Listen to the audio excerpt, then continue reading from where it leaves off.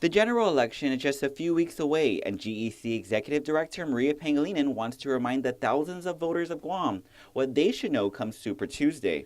Come out to vote 7 o'clock in the morning, all the way up until 8 o'clock at night, Tuesday, November 4th. And while voting only takes a few minutes, she says many forget to bring proper identification to the polling places. If you don't have an ID, you won't be allowed to cast your vote on a regular ballot, but instead a provisional ballot. The same applies to those with names different from the voter roster.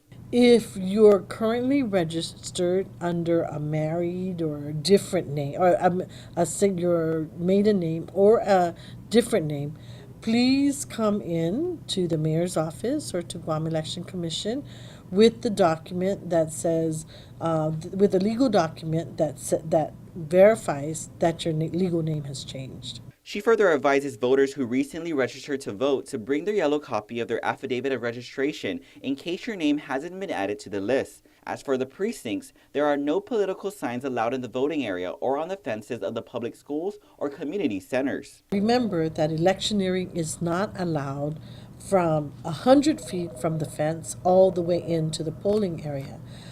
T-shirts, campaign T-shirts are not allowed.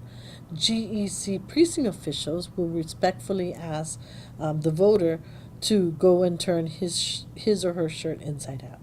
No picture taking or video recordings are allowed in the polling places as well.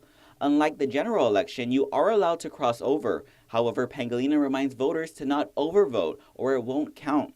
You're allowed to vote for one gubernatorial team, up to 15 senatorial candidates, one congressional delegate, one attorney general, 6 members of the Guam Education Board, and 3 CCU members.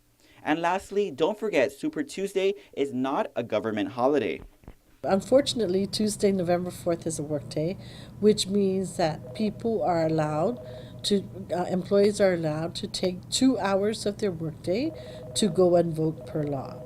And so if you're working, please let your employers know that the law requires you to let the employees off for at least 2 hours to go and vote. And if you haven't registered to vote, you have until October 24th to do so. Reporting for Guam's News Network, I'm Ken Quintanilla. Brought to you by Triple J, celebrating 30 years of putting our customers first.